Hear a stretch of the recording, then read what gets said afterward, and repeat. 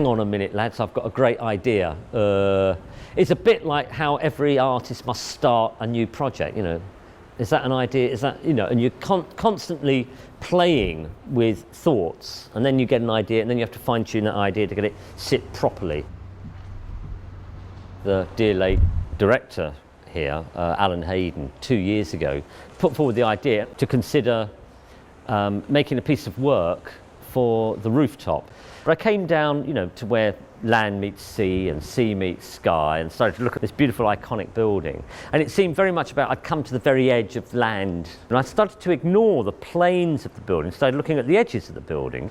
What could I do that would draw not just the locals' attention to the building, but national attention to the building and international attention to the building? Had to be a spectacle in some kind of way. In that conundrum of thought, the idea of some kind of cliffhanger moment came to me. Something that spoke about the edges, something teetering on the edge. That would talk about the edges of the building, like the Italian Job. It needs something like the coach in the Italian Job. A what-if scenario where people go, my God, it's going to fall, and that would attract their attention. And then I realised suddenly it had to be that coach. It had to be a cinematic moment taking place at this iconic building. We would build a facsimile of that coach as a sculpture, to place it on the edge of the building and to have it motorised hydraulically so that it did teeter on the edge as a structural daring.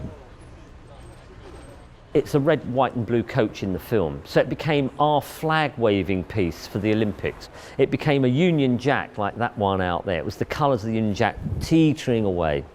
But not only was it that, our Olympiad athletes are going for gold, and hopefully they'll get some. These guys, way back in 68 or 69 in that coach, they were in Turin getting their gold as well, albeit, you know, gold robbers.